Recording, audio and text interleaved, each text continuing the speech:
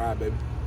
Coach Norvell's not a moral victory guy, but the fact that you're able to put so many running yards on the number 4-2 rushing defense in the country, what does it say about you guys' unit where you're at there? Now, those guys got out there and competed, man. I mean, they did it. You know, we got into a situation where we fell behind. We couldn't run it like we wanted to throughout the course of the game, but we were able to kind of get some chunks on the first couple of drives that kind of got us going. But no, there's no moral victory, man. We got to do everything outside of that to be consistent, to be able to finish those games. Does that data give you guys more confidence? I mean, I know you believe in them and they believe in themselves, but when they're able to execute at a level like that against that kind of opponent, does that help these next 5 weeks? No, we don't. I don't really give them data for affirmation or anything like that. I just more tell them what it was that broke down and why we're not successful. And kind of just go more in detail on that. Yes, you get it's really play by play and not data. Like, so when we break down the game, it's play by play of what happened and what could I have done better and are you operating at your best. That's kind of pretty much how we break it down. I mean, not much is more of, we're going for one result, but like, were you your best on this play and why not, or why were you? What did you see on this play? Why didn't this happen? You get to a good play, like, yeah, we'll bust a wide zone. That's a good job. That's how it's supposed to look. Now you go to another one, it wasn't as good. So it's just more correction in the moment. And once we compile those corrections, we take the top 3 things and we go work on those 3 things that showed up the most. And we go attack those things to make sure we're giving them a specific plan of correction. Is it a feel-good week in your room right now? No. After that? What do you mean, like?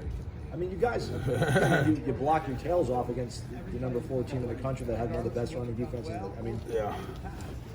No, it's not too much feel good going in my room anytime. The result really doesn't dictate the standard. It's just, are we operating the way we need to operate? Now, we fully expect to go out there and block. I mean, I thought we would, and I believed we would, but we just didn't do it consistently enough to maintain focus in the game. So it just goes back whether you're playing Clemson, Duquesne. It doesn't matter, Boston College, are we operating how we need to operate to be successful and consistent, and that we kind of continue that. So my big thing was I thought, too much. We didn't strain at the bottom of sets. We didn't strain at that level. We kind of got complacent with just the technique of it, being hands inside, being good. Leverage, now what? What's the now what? Sometimes you're on guys, like, so I don't like plays where everybody gets a plus, but you don't get any yards. So, for example, I was supposed to block the 3 technique. I blocked them, my hands are right and good, and I get a plus, but the running back ran into the back of me. Well, you didn't create enough space to create a hole. So now what's the now what after you make contact? So we're more going into that of the now what after I took the proper steps, after I'm on the person I'm supposed to be on, now what am I doing? You're supposed to show up in that moment. Now show me why you're out there. When the run game was consistent going for large chunks of the game, what was going right during those moments for you guys? What it should have been, guys with backs were seeing it. Guys were, hold on to the combos, run their feet, post contact, things like that. But that's the standard. There's no other option on that. So we just got to keep building. I think, as we go, it should be getting better each game, no matter the opponent. The run, we still should start being more consistent as these guys build more continuity. We're starting to get the same guys on the field, same guys playing. It should start to improve as they're playing together in that same 5 that we're playing. You talked a couple weeks ago about dictating terms. Have they improved in that department? How much more do they need to do in that regard? Yeah, a lot of that was us making sure we show them the looks that we could, and Clemson was a multiple front defense. So and I thought that made us kind of simplify the scheme a little bit, which allowed them to play a little bit faster. So I thought we did a good job of putting them in situations where they could dictate and not react. But even the reaction is real. It's going to happen because there's going to be something that happened in the game that you didn't see in practice. And I got to make sure that reaction is on point. So what I do is I coach them with small flashes. So, for example, it's just a movement reaction. If something crosses my face, what do I do? Do I freeze? Do I get my eyes fly? Do I get my eyes high? So it's more giving them small things where if something doesn't go right, what was the movement and what was your reaction to the movement that happened in front of you? How beneficial is a bye week for the O-line, both in getting healthy, but also just in kind of pausing, taking a moment, collecting themselves, preparing for the back half? There's more reflection. You get time to kind of go back through those other games and re-hit those mistakes that happened. Like what happened, and what is consistently showing up. So it's not really like a pause. It's more of a reflection. Like, all right, let's break down. I might take Dylan Gibbons and I say, hey, we're going to, because we note the film. Every mistake he has, there's a note and there's a specific word that's put in. So what happens is we can sort that and what's showing up the most in the top 3. Now let's go attack that. Let's show it to him. Let's have a one-on-one meeting. And let's talk about what we need to do corrections to get this moving forward. With the 6 linemen that you're leaning on the most right now, are they pretty good at recognizing that themselves? Yeah, they are. They are. But also, there needs to be some strict instruction on the process and the structure to get improvement to make sure we're on the same page.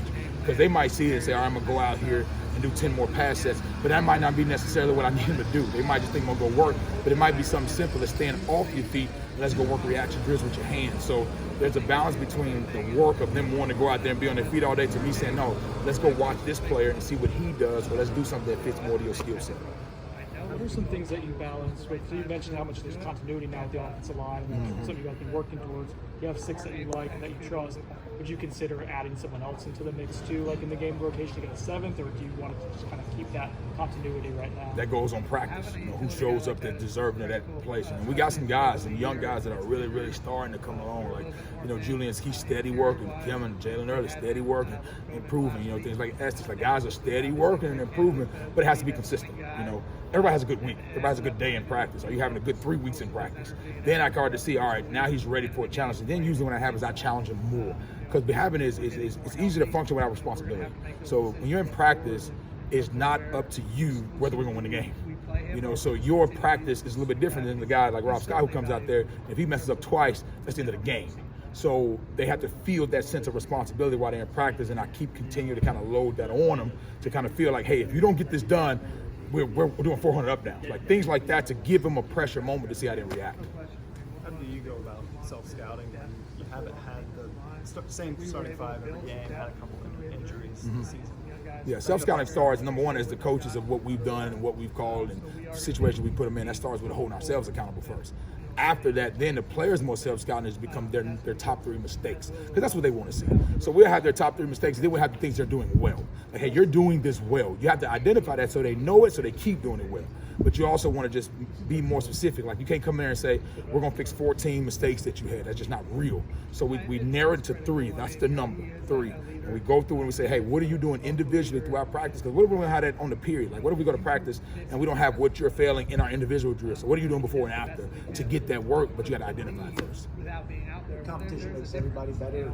On a recruiting aspect, I mean, the amount of talent that is interested in your guys' program right now that you've got, talking to you guys, how is that helping you as a coordinator, as an offensive line coach, really? Awesome. I mean, and recruiting is a unique deal because it creates our sport with year-round competition. You know, where even though you're not playing them on the field, you're playing them in recruiting, so there's like a fan-based battle and things like that. But the reality of it is you better find a fit. You better find a person that wants to be here and wants to sacrifice for everybody on this team, like to really be bought into it. And that's the structure you're facing. So the recruiting is really convincing them that, hey, you want this. This is what you want, because once that decision is made, it's just the shiny sun goes away.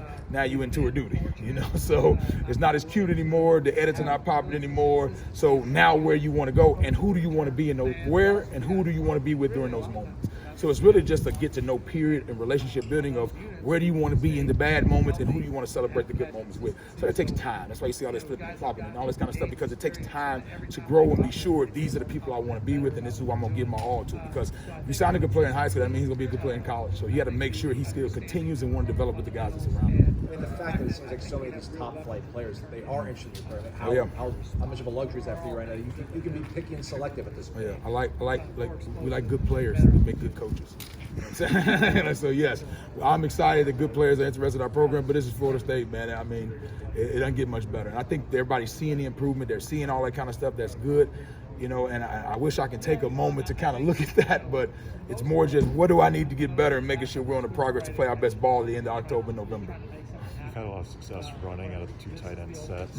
I guess maybe a multiple part question, why? And then is that sustainable across larger portions of games moving forward, or is it just, again, part of what the defense allows you to?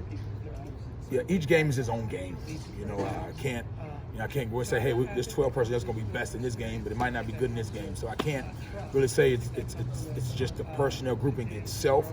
I think a lot of it comes from the defense giving it to us with the look that would fit us, the matchup, the leverage, the angles. Are we putting them, the backs hit? Like, it's so many variables to it. The reality of it is it's got to be consistent with the 11, 12, 10 personnel. We got to have people in front of people leveraging the football between man, ball, me relationship to make sure that happens no matter who's out there. And I think we're starting to understand those angles as we're growing together as an offense. Coach Norvell talked about how Robert Scott, his freshman year, kind of, surprised him and really just. I'm wondering, like, how much easier is it for a younger guy later in the season than earlier in the season? kind of push for playing time? It depends on that player. Rob is one of the best listeners I've ever been around, where like he holds you responsible for a coach because he's gonna do exactly what you tell him to do. He gets the information and he retains the information and he can apply the information. Now, we were surprised because when we got out here on this field, he can barely do anything, physically. Like he couldn't, we had to separate him from the group. That's a big thing we do is we have like an advanced group and a non-advanced group, and we kind of separate them to individual to make sure they staying on pace with what they do. He stayed in a non-advanced group for a long time, almost to the kickoff of the first game. And then he started to get it, his movement started coming under control. He started to understand it. But he was good at processing information, so he was going to find his way out there once he could control his body. So I think, that's another thing that goes into the evaluation. The guy can be big, strong, fast, all these kind of things that are line. If he goes out there and he goes inside, he don't know what to do. He's the worst player in the country. So he has to be able to process information, see the flash, and be able to react. And Rob is a guy that can do that mentally better than most that I've been around. What about Coach Lyles? I know you'd rather have playing coach. with you right now, but Yeah. how valuable is this experience going to be for maybe what he can help you guys out with? What Lyles and guys like that, they bring different perspective because when you sign a player and they've been here, all they know is here. So Coach Lyles, comes from a family that used to move around a lot, so he's got a lot of different experience, whether he live in Arizona, Wisconsin, things like that. He played at a different program with different O-line coaches, so he played D-line also. So he gives them perspective because there's always a moment of confusion, like a young player, like a dog should be looking like, is it supposed to be like this? And Lyles, who was in the locker room, would say, yes, this is the way it is. You messing this up. So and then they have a little bit more reassurance because they know the coach is going to get on them. So when they can get it from another perspective, like, no, that's no different. The grass is not like it's no different. That's what you're supposed to be doing. That's what you're supposed to be at. So having that reassurance definitely helps.